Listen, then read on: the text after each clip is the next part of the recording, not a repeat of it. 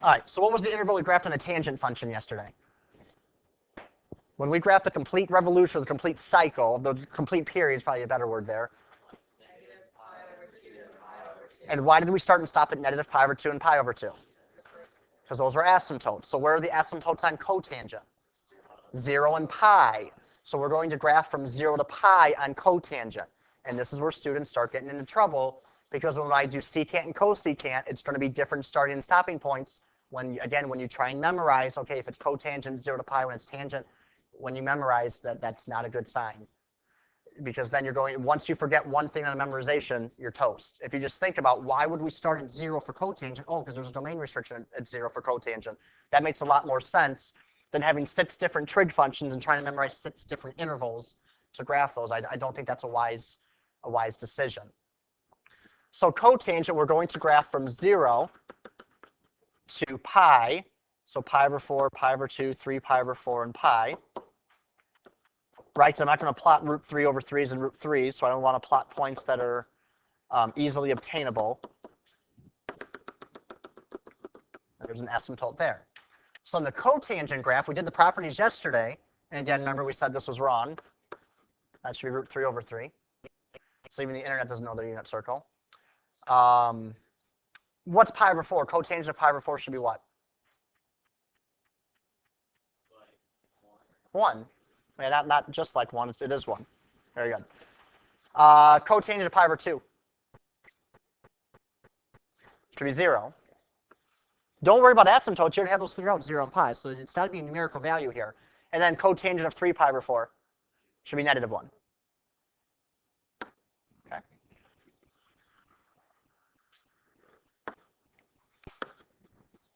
There's your graph.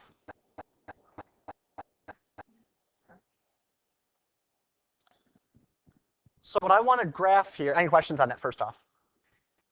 So I said once you start graphing trig functions, once you see the parent function, oh, okay, I'm pretty good with that now. Now I can start shifting, flipping, stretching, all the different trig functions there. What I'd like to explore for a second, I would like you to graph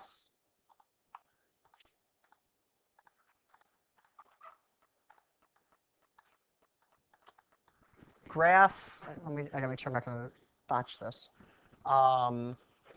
Y equals negative tangent of x minus pi over 2.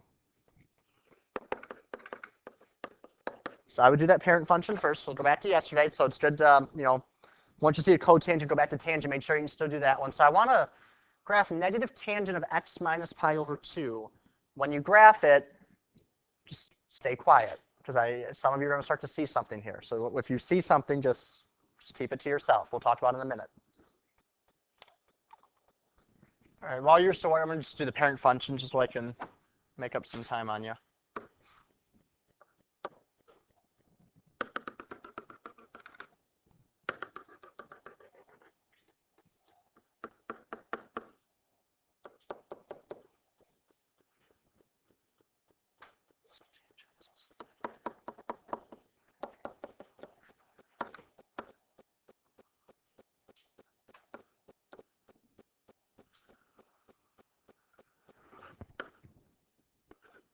All right.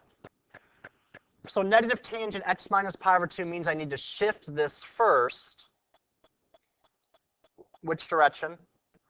Right, pi over 2 units. So then my negative pi over 2 now becomes what? Okay, so 0 is my first key point. And then negative pi over 4 becomes pi over 4. What's 0 going to become? Pi over 2. What's pi over 4 become? Okay, and then pi over 2, of course, will become pi. So the asymptotes would shift as well here.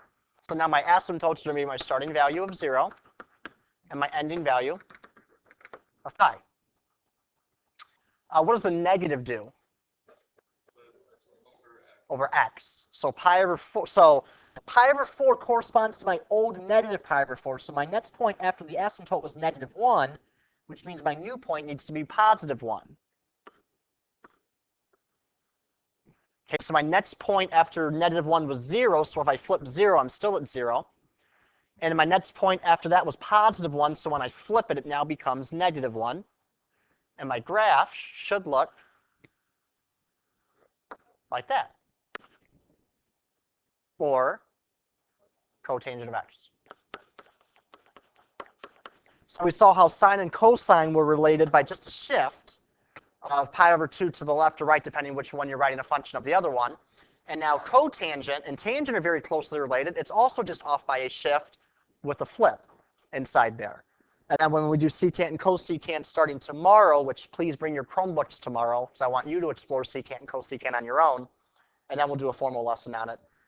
There's going to be a connection between those two graphs as well. So if we do graph this on the graphing calculator, just to make sure we're good, so negative tan x minus pi over 2, you know I do my zoom 7 for trig. Right, you see period, period, period, and just a ton of periods inside there. And how do you graph cotangent? 1 over, very good. 1 over tangent of x, good. And we graph that. And it falls right on top as it should, because those are identical graphs at that point. Good. All right. So your homework is the top one, this one right here. The 17 through 20, 22, 25, 27, 28, and I normally don't say it, but I mean, it should be assumed. Practice that unit circle until you know it inside and out. Of all 6 trig functions, I mean, well over 95+% accuracy. I mean, close to 100% accurate. You're eventually going to make a mistake on it, but you want to be pretty much 98, 99% accurate on unit circle. In AP Calc I teach first period, we use the unit circle I think 3 times today during the problems. I mean, it just comes up way too often to not to not keep practicing that.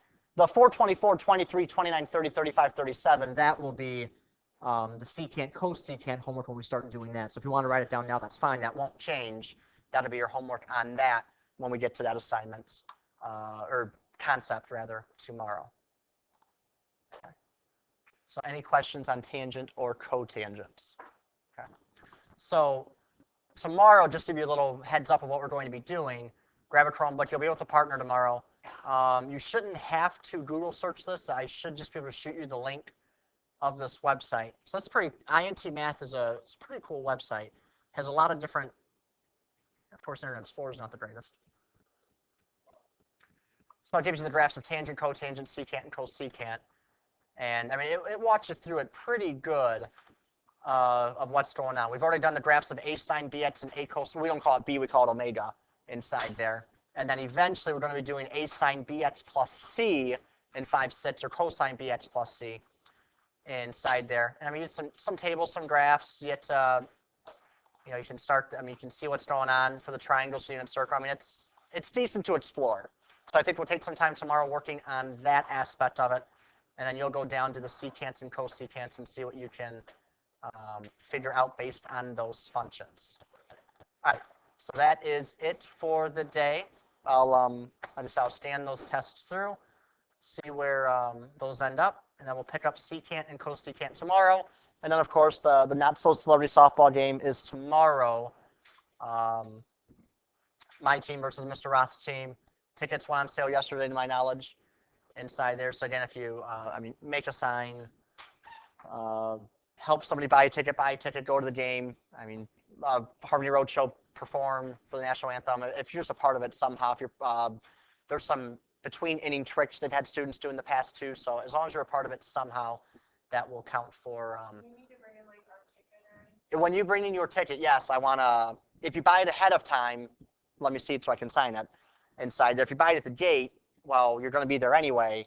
Just sign the sign-in sheet. Will be on the back side of the winning dugout. I'll let you figure that one out tomorrow, and then we'll go from there. All right. So the sign-in sheet is on Roth's dugout. Grant. We don't talk like that. Sorry. Yeah.